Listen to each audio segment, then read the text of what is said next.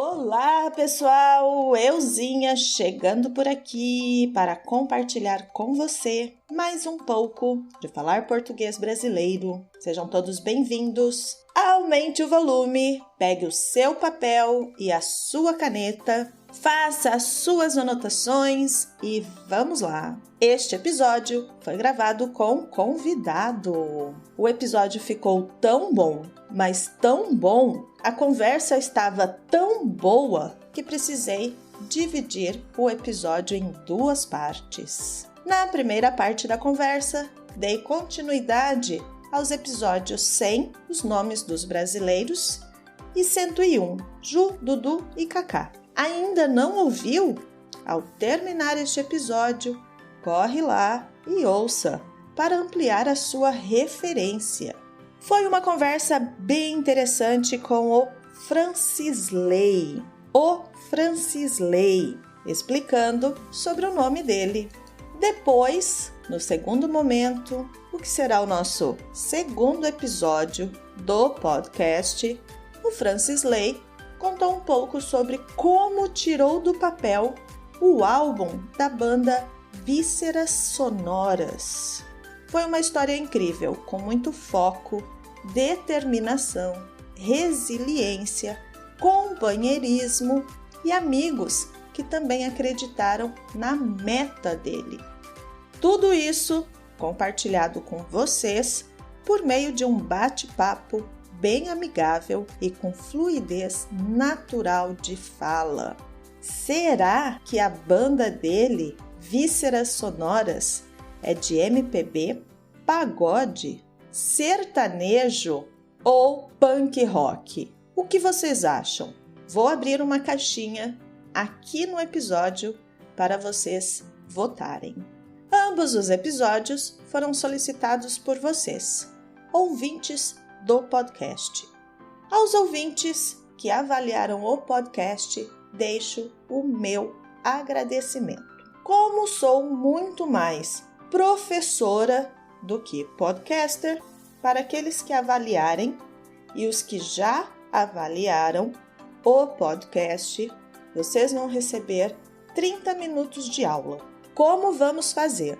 Acessem o logo do episódio, avalie o podcast, faça uma captura de tela da avaliação, envie para mim, por e-mail ou pelas redes sociais. Agendaremos a nossa conversa de acordo com a sua e a minha disponibilidade. Você vai dedicar 5 segundos do seu tempo fazendo a avaliação e eu vou presenteá-lo com 30 minutos. E não deixe para amanhã o que você pode fazer hoje. Meu curso preparatório para o CELPE-BRAS está com as inscrições abertas. Não perca tempo, comece a se preparar ainda hoje. É a sua vida no Brasil com o português que está em jogo. Os grupos são limitados para que eu possa atendê-lo com excelência. Acesse a minha página falarportuguesbrasileiro.com. Escolha a sua turma, realize a sua inscrição e eu entrarei em contato com você para agendarmos o primeiro encontro individualmente. Você pode estar pensando, professora, e se eu não conseguir fazer a minha inscrição? Ou se o INEP cancelar a edição? Bom, primeiro, eu estarei os 2 primeiros dias da inscrição disponível para ajudar você com o preenchimento do formulário, que é bem longo. Segundo, se o INEP cancelar a primeira edição, você não perde o seu curso. Você terá acesso a todos os conteúdos por 2 anos. E nós, 2, organizaremos para você fazer todas as interações orais no segundo semestre ou na próxima edição do Exame CELPE-BRAS. Essa promessa faz parte do meu compromisso com você. Para mim, você é importante e o seu sucesso é o meu sucesso. Mas agora, vamos ouvir a primeira parte do episódio?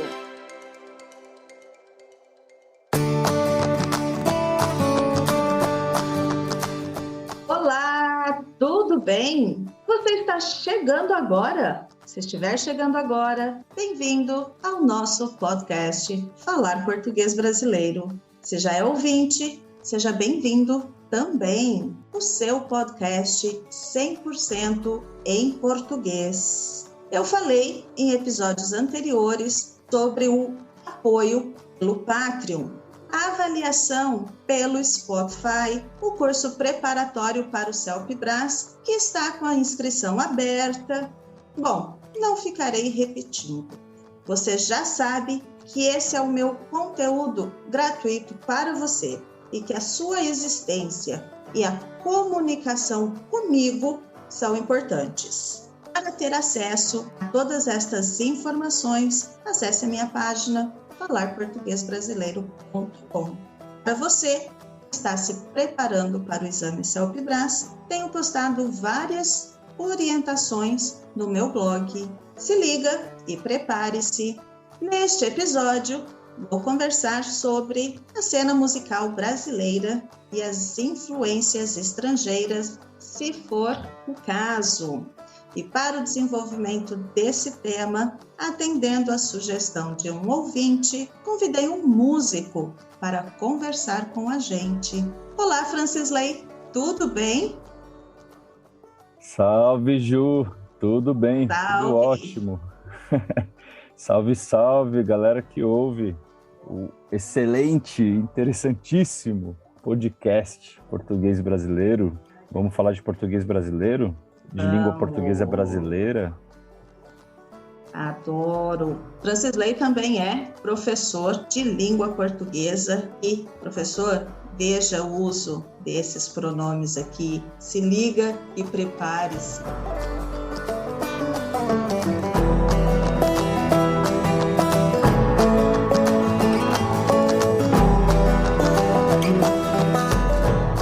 Enfim, pulamos essa parte.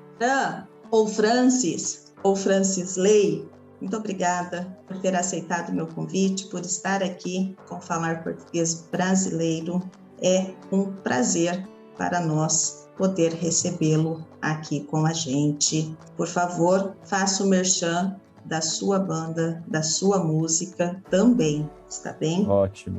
Pô, legal demais. Pô, eu que agradeço, fico muito contente de poder participar dessa história, contar um pouco aqui do projeto Vísceras Sonoras. Vou falar dele logo mais, mas antes eu quero falar do meu nome, porque Exato. eu já sei que tem um lance interessante aí, né? Para quem se motiva com a semântica, com a fonética, com as histórias dos nomes. Vamos lá, então, ó, meu nome é Francisley, e é um Francisley com Y no final, não é qualquer coisa, né? Eu preciso Bonito. sempre dizer isso para as pessoas. Francisley com Y no fim. Eu me apresento, quando eu vou me apresentar nos lugares, eu falo que eu sou o Francis. Ninguém me chama de Francisley, a não ser que não me conheça minimamente. E só me chama de Francisley também quem gosta de me cobrar, quem tá com alguma dívida aí pendente, aí me chama de Francisley.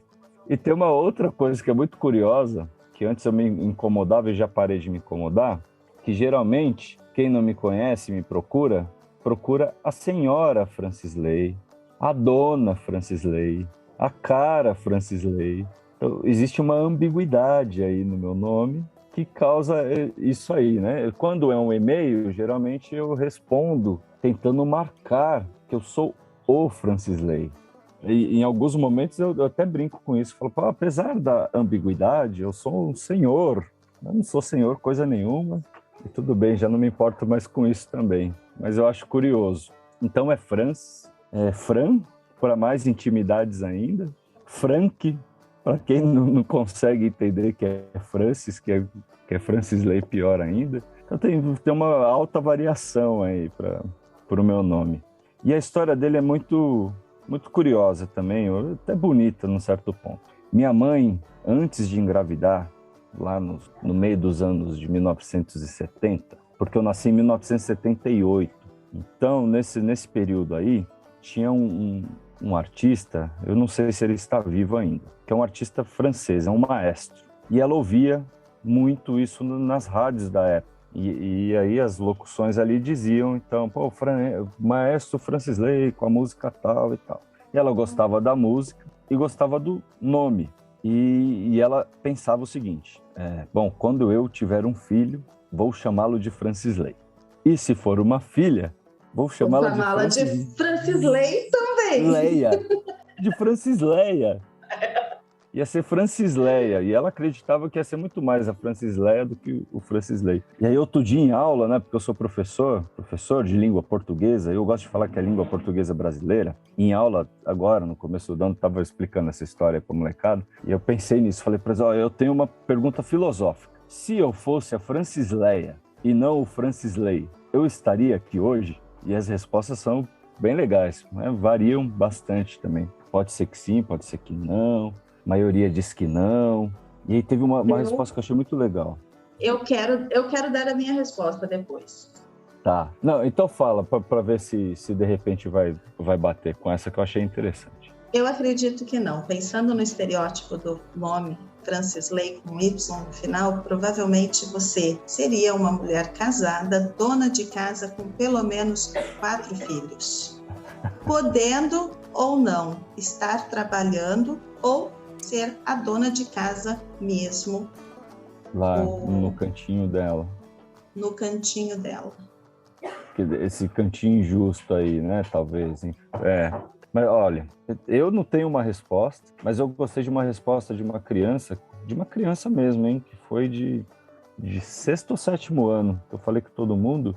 Ela falou, se fosse o mesmo espírito, talvez. E ela não foi no sentido religioso, ela foi no sentido do espírito do ânimo mesmo, assim mesmo, do impulso. Se as pessoas forem... Se esse espírito que o Francisley tem estivesse num corpo da Francesleia, com as mesmas motivações, essa pessoa acreditava que eu estaria ali também, do mesmo jeito. Me fez sentido, né? Mas, ao mesmo tempo que eu penso, puxa, talvez é isso, né? Uma mulher teria umas outras experiências, com certeza, ou mesmo um homem, enfim. É muito doido, né? Acho que a gente tinha que mudar o assunto do podcast, do episódio, fica para uma próxima.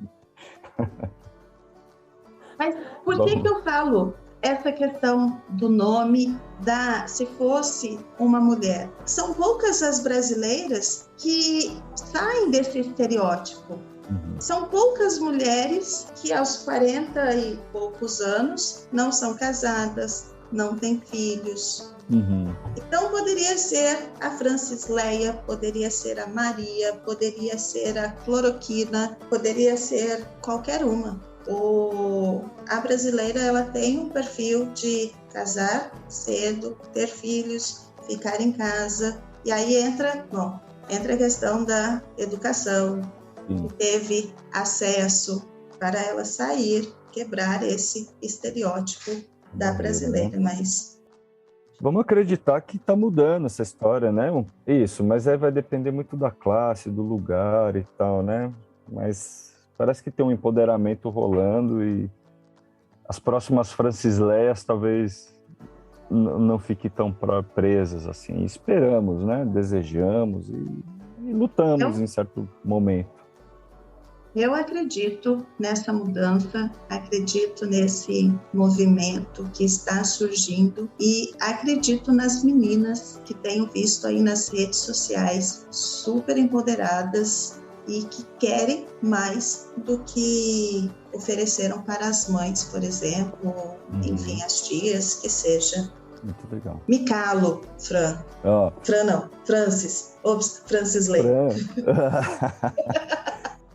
E aí, a história, ela não acaba aí, porque... Então, ela ouvia, né? A locução, provavelmente um locutor, não sei qual é a rádio, posso me aprofundar nisso. Então, a pessoa dizia, música tal, maestro Francisley. E ela ouvia e curtia. Então, a gente tem aí uma coisa fonética, certo? Ela só ouve, ela não via escrito. Quando ela tem o filho, e vai registrar o filho com esse nome querido, ela inventa a grafia.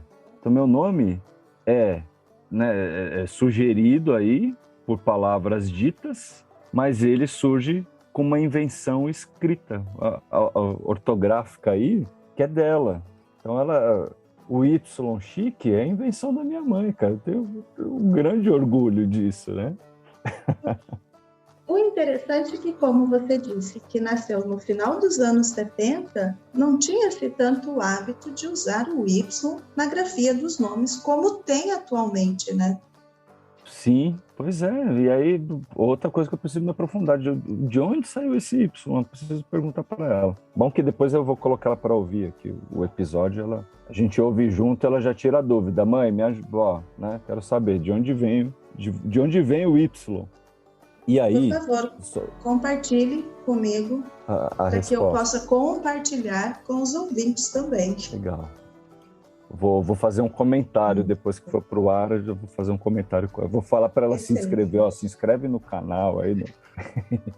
E faça um comentário. Por favor. Mas aí, então tá, passam-se muitos anos. E aí, mais ou menos, há uns 15 anos atrás, um pouco mais, talvez, eu estava no hipermercado Extra, que eu morava no Taboão da Serra, bem do lado desse hipermercado e tal, e tinha uma seção de CDs ali, não sei se ainda, eu acho que hoje em dia, né, não é tão comum, as pessoas não usam mais CDs, né? Mas tinha uma seção de CDs, sempre tinha as promoções, aquelas gôndolas cheias de CDs ali por 10 contos, né, R$10 e tal. E um dia eu estava lá garimpando e vi o CD do Francis Lai.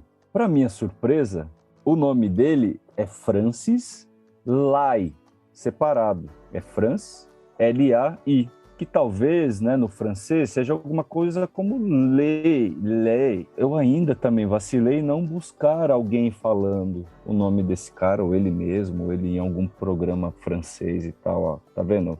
Que bom que eu tô falando aqui com vocês, que eu vou criar uma tese de doutorado aí sobre o meu nome, altos estudos. Perguntar qual é a pronúncia desse nome para os alunos que eu tenho que são franceses, para ver se tem alguma coerência. Então, a história fica mais maluca ainda, né? Deixa eu perguntar uma coisa. Você disse que lá na gôndola do supermercado você estava fazendo alguma coisa. O que é isso? Estava garimpando. Garimpando. Garimpar, né? Quem garimpa? É o garimpeiro, é alguém que vai buscar as pedras preciosas, né? Infelizmente, destruindo a floresta, tem um monte de garimpo ilegal destruindo nossas florestas, nossos rios, né? Hoje eu vi uma nota aí que até as aves, os pássaros estão sendo contaminados pelo mercúrio dos garimpos ilegais. Mas, no geral, garimpar, então, é alguém que vai lá buscar pedras preciosas em lugares, né, minério precioso. E eu estava garimpando na gôndola. Encontrei uma pepita, olha aí. Encontrei o CD do Francis Lai e aí ficou mais louco ainda, porque eu comprei o CD, dei para minha mãe e falei, olha só o nome desse cara. E ela também nunca tinha visto, foi a primeira vez. Então, se foi aí vamos colocar 13 anos para arredondar, então eu estava com 30 anos já, né? Pelo menos 30 anos depois do nascimento, minha mãe foi descobrir como realmente se escrevia o nome que ela curtia. E a gente tem o risco ainda, e as francesas e os franceses vão nos ajudar, de que quem falava o nome dele lá, quando ela ouvia, estava com uma pronúncia talvez não seja essa, né? Sim. O cara falou do jeito que ele achou que tinha que falar, sei lá. E aí, é isso, né? Essa é a minha história. Boa noite, obrigado pelo convite.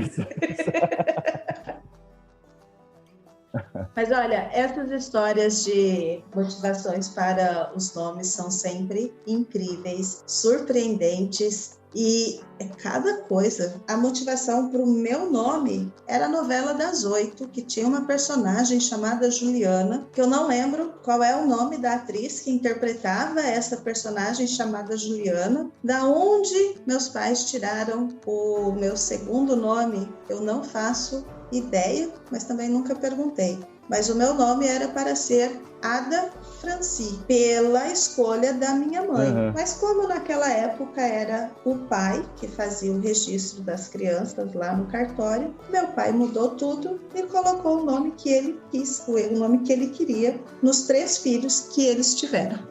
Foi lá e fez do jeito dele. Pô. Fez do jeito dele e assim, ó, tá aqui o registro das crianças, não tem mais como mudar. E a Ada Franci passou a Juliana Cristina. A Juliana, olha só. Caramba, é tipo isso, né? Meu, vai lá no mercado comprar não sei o quê e volta. Aí o cara volta com outra coisa e fala, eu trouxe isso aqui. Mas não, Isso registrou. Ah, não lembrei. Como que era mesmo que você queria o nome? Ah, não lembrei que era. Coloquei Juliana. Tem esse aqui, ó. Fica aí com a Juliana que tá tudo bem. Poxa, meu, que doideira. Como é que surge o nome da sua banda? Puxa, Vísceras Sonoras. Tá, mas ó, só voltar um pouquinho que talvez seja importante falar. Francisley da Silva Dias. Eu gosto de contar isso, né? Que o Dias é europeu, mas também esse europeu aí tupiniquim, que é isso, os portugueses, né? Por parte de pai. Eu tenho uma piada. Pô, deve ser boa, hein?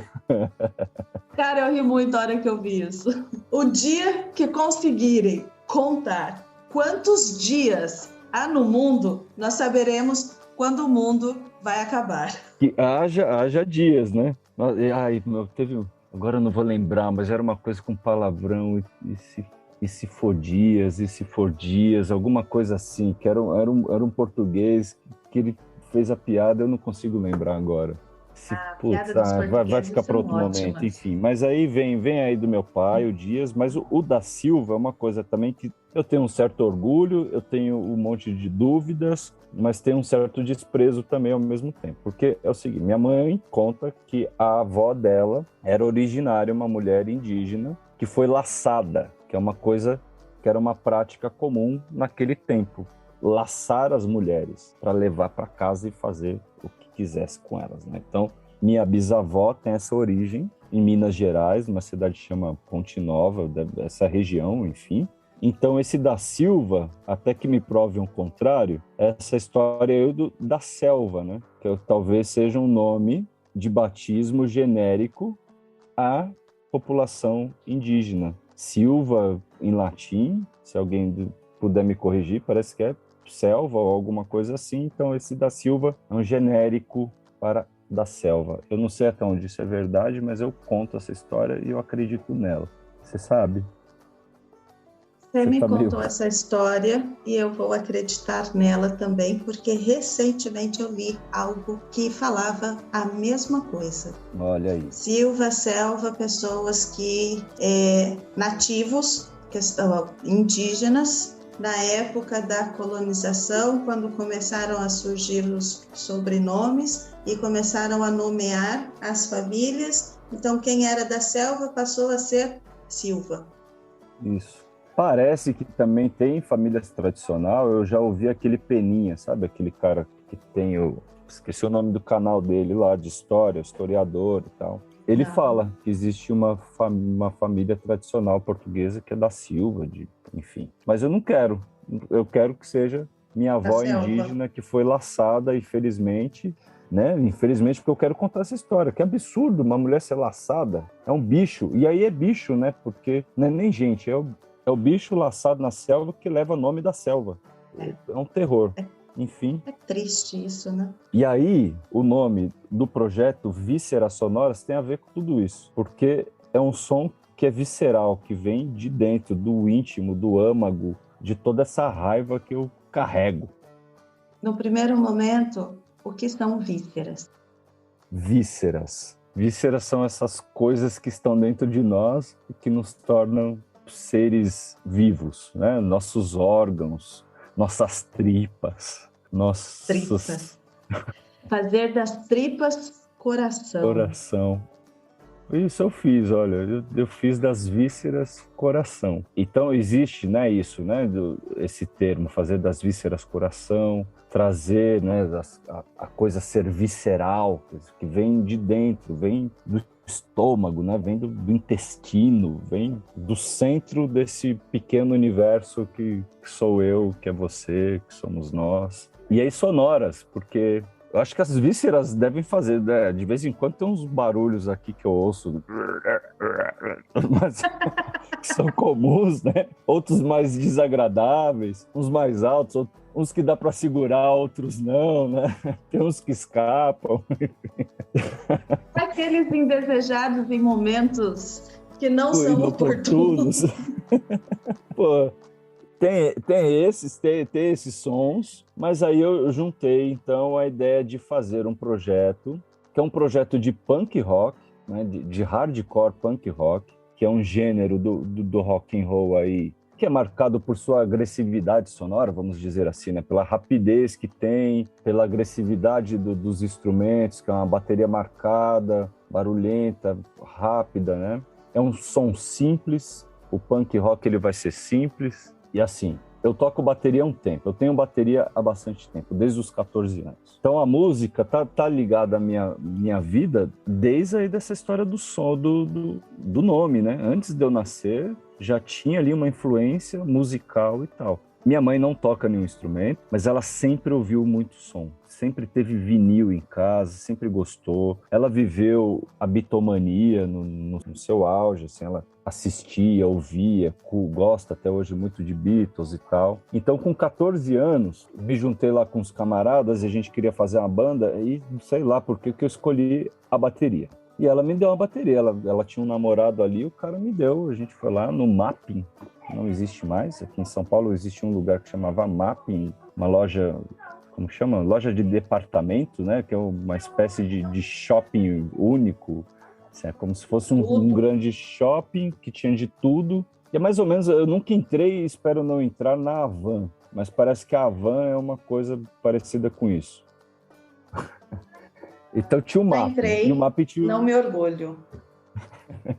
O MAP tinha lá a seção de instrumentos e tal. A gente comprou uma bateria muito simples.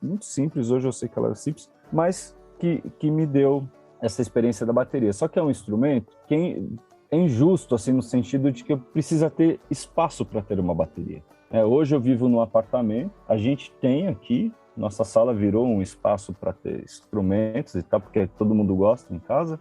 Mas eu não tenho exatamente uma bateria montada. Tem umas peças que de vez em quando eu consigo usar e tal. Então, a bateria é uma coisa que eu tenho há muito tempo. A guitarra, eu comprei uma guitarra em 2010. Então, são 12 anos. É isso?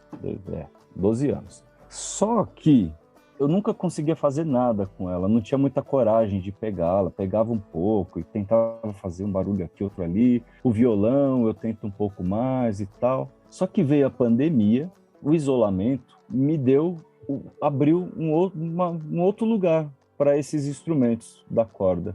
Porque eu fiquei em casa, eu trabalhava em escola, fiquei trabalhando totalmente online, fiquei totalmente em casa e comecei, nos meus espaços, pegar a guitarra e explorar mais a sonoridade dela. E comecei a escrever algumas letras. Eu me meto a ser poeta também, então tem uns poemas aí.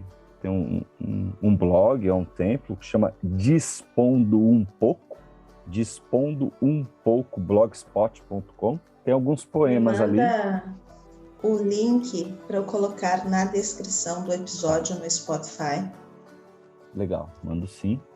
E aí a quarentena me abriu um espaço de escrita enorme. Escrevi prosa aos montes, escrevi várias crônicas, contos. Virei um maluco de inscrição em concursos literários. Me inscrevi em uma pá de concursos, não ganhei nenhum, não fui classificado em nenhum grande, mas tive texto publicado numa revista da UNB, da Universidade de Brasília, muito legal, relacionado à pandemia.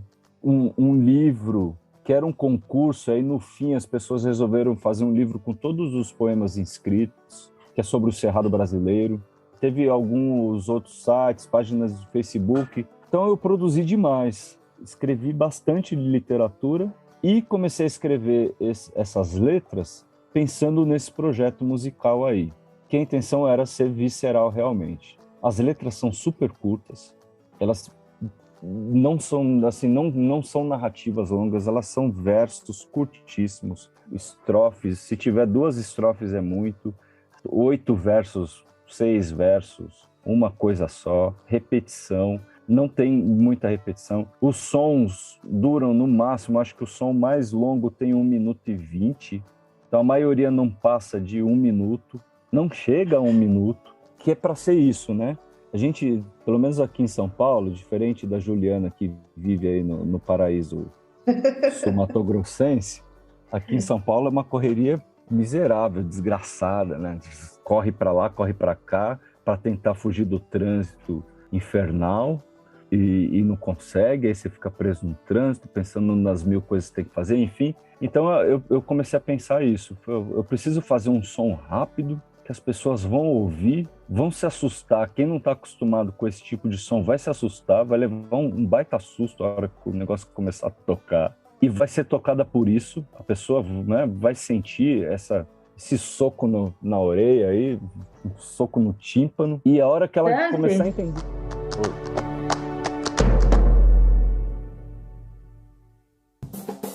Este podcast foi editado por Rabon Produções e Multimídia.